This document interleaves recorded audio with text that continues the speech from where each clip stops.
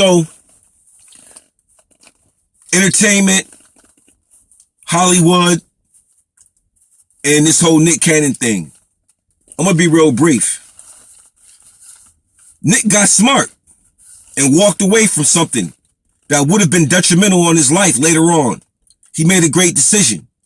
The thing is this, if many other entertainers, sports and athletes and so on and so forth could make the same commitment, we could be in a better situation. Because see, one of the most influential tools that this system uses to enslave us, you understand what I'm saying? To keep us dumbed down is entertainment.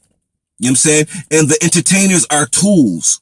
They are agents of destruction. It's just, it is what it is. So in the process of utilizing the tool, you understand, Nick realized that he couldn't continue to be a tool or didn't want to become a tool. So he walked away. Very, very intelligent move to make. Now my thing is this. Why are we codependent on Hollywood? Because we don't have to be. You understand what I'm saying? Many of those entertainers are stuck. They made some choices that they can't possibly get out of, or maybe they can get out of the choices. But in the process of getting out, there are some things that will come out. Maybe that's what they don't want to happen. But my thing is this, we have enough skills and enough talents where we could walk away from Hollywood and build our own thing. We got that. What's stopping us from building our own? Is it the Hollywood mafia? Is it that CIA Hollywood connection that's stopping you from building your own? Is it that same connection that, you know, that murdered Sam Cooke? You know what I'm saying? That murdered Otis Redding?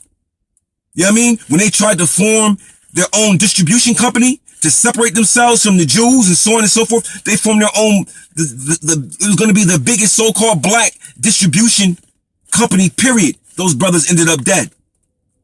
See, you can't go into another person's house and try to build a house inside of it. You have to get the hell out the house and go build your own. This is where we at right now. We don't need Hollywood. We don't need that. We can build our own. We have enough talent and skills around us where we can do our own thing. I see on YouTube daily hood films, videos, and so on and so forth. You understand what I'm saying? So we can do the same thing. But the codependency has to go. We are stuck. I'm saying we idolize. We have become idolaters in this situation, man.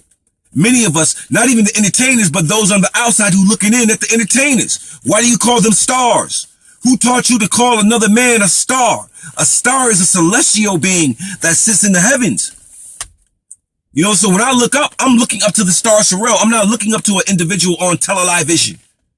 You understand what I'm saying? That's going to shape my subconscious and train it and alter it. Because that's the agenda. You see what I'm saying? So we begin to idolize the devil. And that's the problem. That's the problem. We can create anything we want. We just have to learn how to become dependent upon ourselves and not be codependent like we addicted to heroin or something. You see what I'm saying? Wealth can be addictive. Financial wealth, having money, having materials, having big gold chains and cars. And for us as a people, that means success. Because we come from a paradigm, we come from a historical implication where poverty has always been attached to it in a sense. We've always had this inferior take about ourselves. You understand what I'm saying? So much so that if we can't get it now, we'll die. When we die, we get it in heaven. These are all of the types of ideologies that suit us, that we eat up and that we buy into, which is why we're in the condition we're in, because we are not being self-autonomous. We are not using our innate talents to build something. You can't be scared. You know what I'm saying? You got to walk away. You got to walk away. Hollywood loves to make slave movies. It's Hollywood. It's their paradigm. You can't argue about their paradigm when you sit in somebody else's house. You sitting in the house, living in the house, being inside the house, eating the house's food, and so on and so forth. But you get mad because what the house is doing and you're an active member in the house. Something is wrong. You got to get out the house to build your own. You see what I'm saying? And when you build your own, you can't go back to those Jews in Hollywood and ask for a distribution contract or a production contract because you putting your hands right back, you putting your soul right back in the hands of the beast. That's what you're doing. You got to build something totally distant, detached from that paradigm. We got to do our own thing. We got to do our own thing. You got to be willing, and in order to do that, to do your own thing, to do our own thing, it's going to cause some problems. And you got to be willing to deal with them consequences if you want to be free. See, this again is about being free. This is about being free. This is all it's ever about. Nick Cannon wants to be free from Hollywood. But let's see what happens. You understand what I'm saying? Jada Pinkett Smith wanted to boycott the Oscars. How can you boycott the Oscars when you are part of Hollywood? You know what I'm saying? You're a part of their paradigm. They can exclude you if they choose. You signed a contract. You're under them. They're your handlers. You can't get upset and talk about, oh, we need more black. No, what we need to do is we need our own to create our own and stop going to somebody else looking for handouts. That's what dope fiends do. We have the mentality of addicted dope fiends when it comes down to this materialism, when it comes down to this wealth thing, when it comes down to this entertainment, this sport thing. We're addicted. We're addicted.